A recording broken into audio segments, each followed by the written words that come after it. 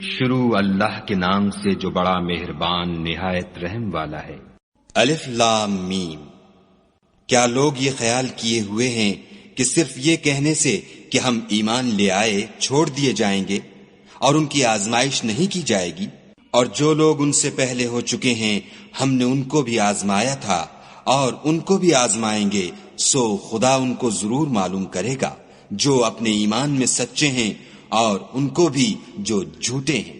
کیا وہ لوگ جو برے کام کرتے ہیں یہ سمجھے ہوئے ہیں کہ یہ ہمارے قابو سے نکل جائیں گے؟ جو خیال یہ کرتے ہیں برا ہے۔ جو شخص خدا کی ملاقات کی امید رکھتا ہو تو خدا کا مقرر کیا ہوا وقت ضرور آنے والا ہے اور وہ سننے والا اور جاننے والا ہے۔ اور جو شخص محنت کرتا ہے تو اپنے ہی فائدے کے لیے محنت کرتا ہے، اور خدا تو سارے جہان سے بے پرواہ ہے۔ اور جو لوگ ایمان لائے اور نیک عمل کرتے رہے ہم ان کے گناہوں کو ان سے دور کر دیں گے اور ان کو ان کے اعمال کا بہت اچھا بدلہ دیں گے۔ اور ہم نے انسان کو اپنے ماں باپ کے ساتھ نیک سلوک کرنے کا حکم دیا ہے۔ اے مخاطب، اگر تیرے ماں باپ تیرے در پہ ہوں کہ تو میرے ساتھ کسی کو شریک بنائے جس کی حقیقت کی تجھے واقفیت نہیں، تو ان کا کہنا نہ مانیو۔ تم سب کو میری طرف لوٹ کر آنا ہے، پھر جو کچھ تم کرتے تھے میں تم کو جتا دوں گا۔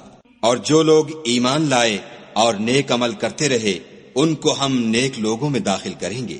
اور بعض لوگ ایسے ہیں جو کہتے ہیں کہ ہم خدا پر ایمان لائے، جب ان کو خدا کے رستے میں کوئی ایذا پہنچتی ہے تو لوگوں کی ایذا کو یوں سمجھتے ہیں جیسے خدا کا عذاب۔ اور اگر تمہارے پروردگار کی طرف سے مدد پہنچے تو کہتے ہیں کہ ہم تو تمہارے ساتھ تھے۔ کیا جو اہل عالم کے سینوں میں ہے خدا اس سے واقف نہیں؟ اور خدا ان کو ضرور معلوم کرے گا جو سچے مومن ہیں، اور منافقوں کو بھی معلوم کر کے رہے گا۔ اور جو کافر ہیں وہ مومنوں سے کہتے ہیں کہ ہمارے طریق کی پیروی کرو، ہم تمہارے گناہ اٹھا لیں گے، حالانکہ وہ ان کے گناہوں کا کچھ بھی بوجھ اٹھانے والے نہیں۔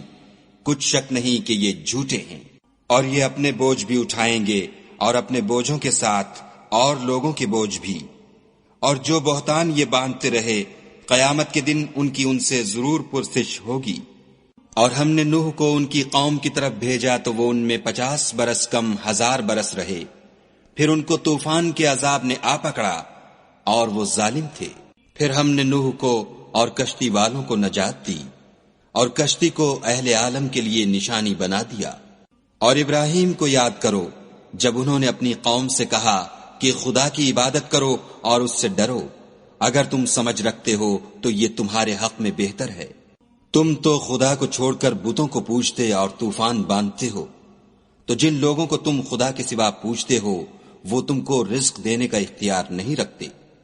بس خدا ہی کے ہاں سے رزق طلب کرو اور اسی کی عبادت کرو اور اسی کا شکر کرو، اسی کی طرف تم لوٹ کر جاؤ گے۔ اور اگر تم میری تکذیب کرو تو تم سے پہلے بھی امتیں اپنے پیغمبروں کی تکذیب کر چکی ہیں، اور پیغمبر کے ذمے کھول کر سنا دینے کے سوا اور کچھ نہیں۔ کیا انہوں نے نہیں دیکھا کہ خدا کس طرح خلقت کو پہلی بار پیدا کرتا، پھر کس طرح اس کو بار بار پیدا کرتا رہتا ہے؟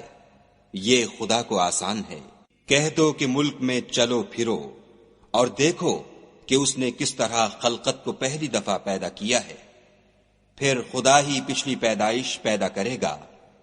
بے شک خدا ہر چیز پر قادر ہے، وہ جسے چاہے عذاب دے اور جس پر چاہے رحم کرے، اور اسی کی طرف تم لوٹائے جاؤ گے۔ اور تم اس کو نہ زمین میں عاجز کر سکتے ہو نہ آسمان میں، اور نہ خدا کے سوا تمہارا کوئی دوست ہے اور نہ مددگار۔ اور جن لوگوں نے خدا کی آیتوں سے اور اس کے ملنے سے انکار کیا وہ میری رحمت سے نا امید ہو گئے ہیں، اور ان کو درد دینے والا عذاب ہوگا۔ تو ان کی قوم کے لوگ جواب میں بولے تو یہ بولے کہ اسے مار ڈالو یا جلا دو، مگر خدا نے ان کو آگ کی سوزش سے بچا لیا۔ جو لوگ ایمان رکھتے ہیں ان کے لیے اس میں نشانیاں ہیں۔ اور ابراہیم نے کہا کہ تم جو خدا کو چھوڑ کر بتوں کو لے بیٹھے ہو تو دنیا کی زندگی میں باہم دوستی کے لیے، مگر پھر قیامت کے دن ایک دوسرے کی دوستی سے انکار کر دو گے اور ایک دوسرے پر لعنت بھیجو گے، اور تمہارا ٹھکانہ دوزخ ہوگا اور کوئی تمہارا مددگار نہ ہوگا۔ پس ان پر ایک لوط ایمان لائے اور ابراہیم کہنے لگے کہ میں اپنے پروردگار کی طرف ہجرت کرنے والا ہوں، بے شک وہ غالب حکمت والا ہے۔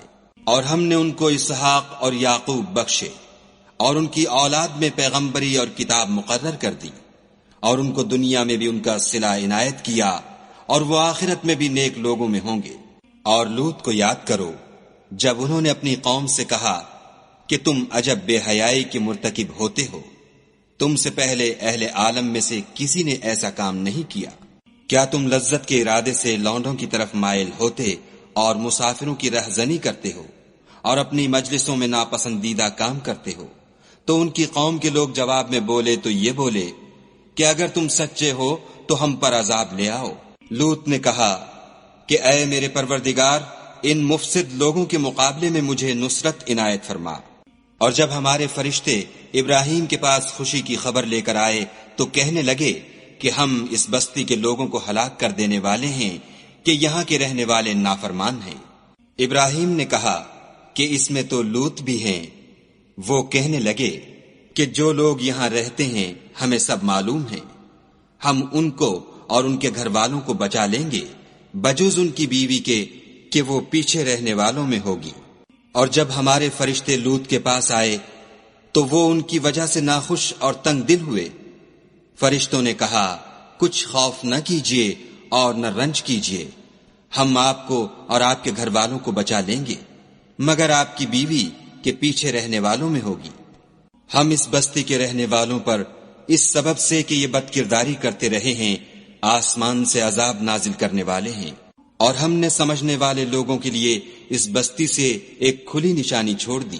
اور مدین کی طرف ان کے بھائی شعیب کو بھیجا تو انہوں نے کہا اے قوم، خدا کی عبادت کرو اور پچھلے دن کے آنے کی امید رکھو اور ملک میں فساد نہ مچاؤ، مگر انہوں نے ان کو جھوٹا سمجھا، سو ان کو زلزلے کے عذاب نے آ پکڑا اور وہ اپنے گھروں میں اوندھے پڑے رہ گئے۔ اور عاد اور سمود کو بھی ہم نے ہلاک کر دیا، چنانچہ ان کے ویران گھر تمہاری آنکھوں کے سامنے ہیں، اور شیطان نے ان کے اعمال ان کو آراستہ کر دکھائے اور ان کو سیدھے رستے سے روک دیا، حالانکہ وہ دیکھنے والے لوگ تھے۔ اور قارون اور فرعون اور حامان کو بھی ہلاک کر دیا، اور ان کے پاس موسیٰ کھلی نشانیاں لے کر آئے تو وہ ملک میں مغرور ہو گئے اور وہ ہمارے قابو سے نکل جانے والے نہ تھے۔ تو ہم نے سب کو ان کے گناہوں کے سبب پکڑ لیا، سو ان میں کچھ تو ایسے تھے جن پر ہم نے پتھروں کا مہ برسایا، اور کچھ ایسے تھے جن کو چنگھاڑ نے آ پکڑا، اور کچھ ایسے تھے جن کو ہم نے زمین میں دھسا دیا، اور کچھ ایسے تھے جن کو غرق کر دیا۔ اور خدا ایسا نہ تھا کہ ان پر ظلم کرتا، لیکن وہی اپنے آپ پر ظلم کرتے تھے۔ جن لوگوں نے خدا کے سوا اوروں کو کارساز بنا رکھا ہے، ان کی مثال مکڑی کسی ہے کہ وہ بھی ایک طرح کا گھر بناتی ہے، اور کچھ شک نہیں کہ تمام گھروں سے کمزور مکڑی کا گھر ہے۔ کاش یہ اس بات کو جانتے۔ یہ جس چیز کو خدا کے سوا پکارتے ہیں، خواہ وہ کچھ ہی ہو، خدا اسے جانتا ہے، اور وہ غالب اور حکمت والا ہے۔ اور یہ مثالیں ہم لوگوں کے سمجھانے کے لیے بیان کرتے ہیں، اور اسے تو اہل دانش ہی سمجھتے ہیں۔ خدا نے آسمانوں اور زمین کو حکمت کے ساتھ پیدا کیا ہے، کچھ شک نہیں کہ ایمان والوں کے لیے اس میں نشانی ہے۔ اے محمد صلی اللہ علیہ وآلہ وسلم، یہ کتاب جو تمہاری طرف وحی کی گئی ہے، اس کو پڑھا کرو اور نماز کے پابند رہو۔ کچھ شک نہیں کہ نماز بے حیائی اور بری باتوں سے روکتی ہے، اور خدا کا ذکر بڑا اچھا کام ہے، اور جو کچھ تم کرتے ہو خدا اسے جانتا ہے۔ اور اہل کتاب سے جھگڑا نہ کرو مگر ایسے طریق سے کہ نہایت اچھا ہو۔ ہاں، جو ان میں سے بے انصافی کریں ان کے ساتھ اسی طرح مجادلہ کرو، اور کہہ دو کہ جو کتاب ہم پر اتری اور جو کتابیں تم پر اتری ہم سب پر ایمان رکھتے ہیں، اور ہمارا اور تمہارا معبود ایک ہی ہے، اور ہم اسی کے فرما بردار ہیں۔ اور اسی طرح ہم نے تمہاری طرف کتاب اتاری ہے، تو جن لوگوں کو ہم نے کتابیں دی تھیں وہ اس پر ایمان لے آتے ہیں، اور بعض ان مشرک لوگوں میں سے بھی اس پر ایمان لے آتے ہیں، اور ہماری آیتوں سے وہی انکار کرتے ہیں جو کافر ازلی ہیں۔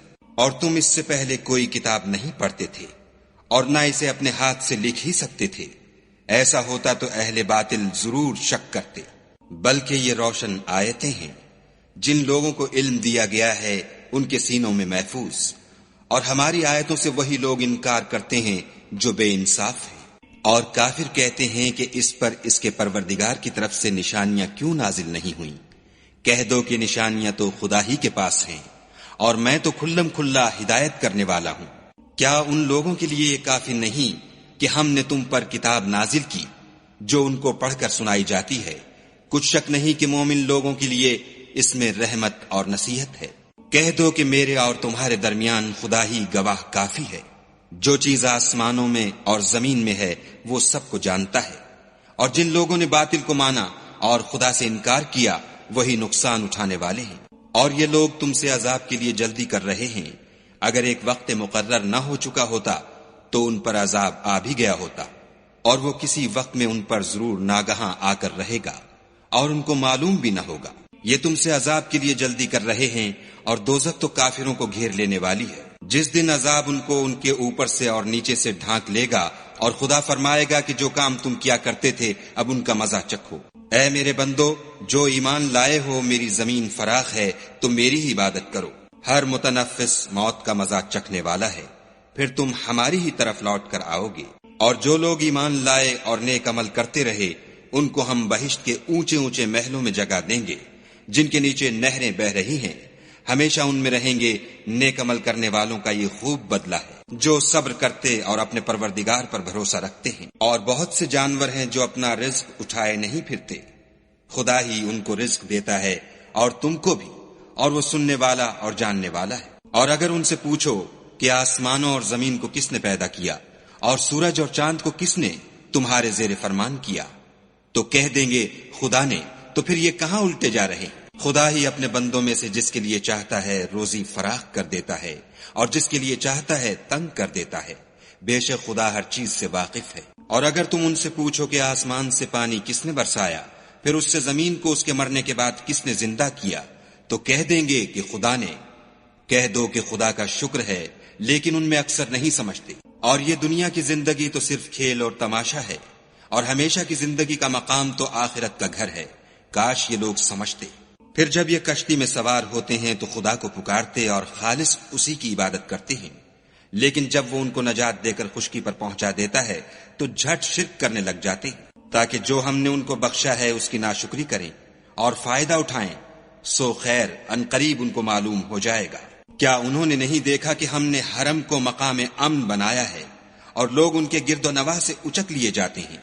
کیا یہ لوگ باطل پر اعتقاد رکھتے ہیں اور خدا کی نعمتوں کی ناشکری کرتے ہیں؟